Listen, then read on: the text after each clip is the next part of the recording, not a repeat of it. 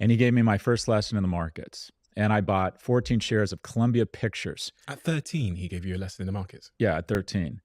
And every day, every weekday for the next 3 years, from Emerson Junior High payphone booth, I'd put 2 dimes in and call Cy, and he would say, Close Encounters of the Third Kind is a hit, which means that Columbia Studios is going to make a lot of money, so people are buying more stock. And then I'd go into his office. I didn't have a ton of friends, and so I would just swing by Dean Witter, and he would always give me a lesson in the markets.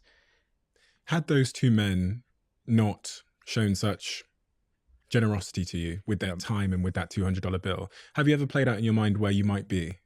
I think we all do that, like Sliding Doors, that movie. It's like life is such a series of, I promised myself I was going to approach this strange woman at the Raleigh Hotel in the middle of the day who was sitting by the pool, who was sitting there with another woman and another guy. And without the benefit of alcohol, it's not easy to open, a conversation with a strange woman. And I walked out to get my car, and I said, I promised myself I was going to speak to her. I was very drawn to her, a beautiful woman. So I went back in, I just rolled right up, and I said, Hi, I'm Scott. Where are you guys from? And this was at the Raleigh Hotel. Long story short, 18 months later, our first son's middle name is Raleigh, right?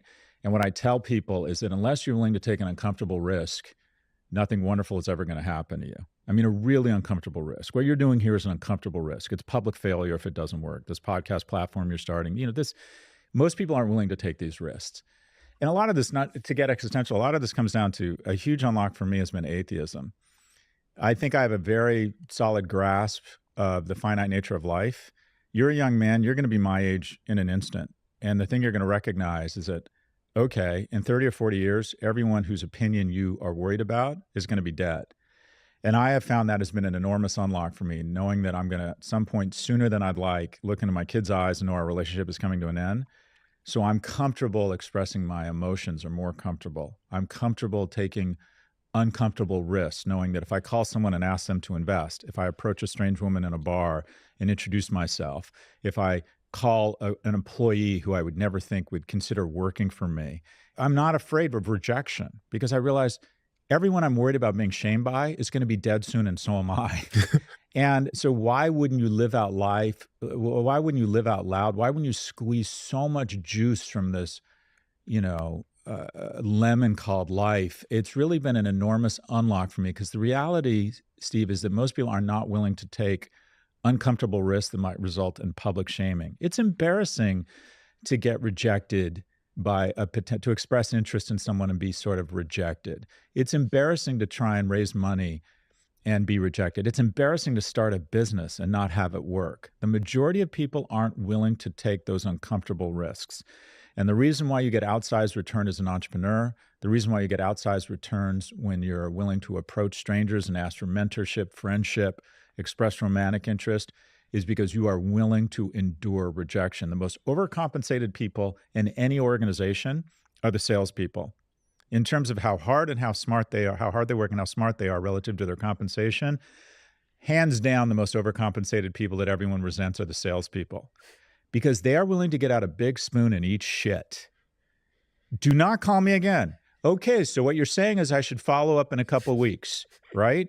That type of rejection, that type of risk, that type of public failure, 99% of people are not willing to endure. I ran for sophomore, junior, and senior class president in high school. I lost all 3 times. And based on my track record, I decided I should run for student body president, where I went on to, wait for it, lose. And it never really got in the way of my confidence, and that's the key.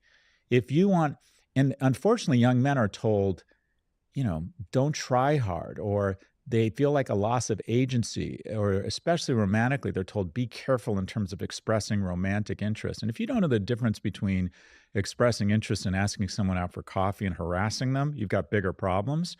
But I think a lot of young men feel like their agency has been taken away. They feel like the game is rigged, so they're not trying. And quite frankly, they're spending too much time on a screen or in their home, so they're not putting themselves in a position to have something wonderful happen to them. And on a very basic level, I'm almost entirely sure that I can guarantee you that nothing really wonderful, really wonderful, is going to happen to you inside of your home on a screen. your success is a function of your ability to endure rejection and increasingly how much time you spend outside of your house off a screen. What if you're not young? Because what you described there, that all of that was me at 18. Hmm. I had just dropped out of university after going to only one of the lectures. And I had these 4 credit cards, which had about, I think, combined about £1,000 on them. I'd maxed them all out. My parents weren't speaking to me. I'm 3 hours away from home, roughly, up in Manchester. Oh, more than that, 6-hour round trip in Manchester. And I'm 18, I've got no kids, no mortgage, no nothing. And I'm in this room that I can't afford to pay for. So I was so clearly at the bottom with nothing to lose that every roll of the dice was a potential win. So I was rolling that motherfucker. But you kept rolling them. Over and over and over and over again. Yeah. But I wonder sometimes, because there's probably going to be someone listening that's, 47, 3 kids, mortgage, comfortable job, just about cutting it every month, 1 holiday a year, experiencing the same dissatisfaction with their life, but they can't roll like I could when I was 18.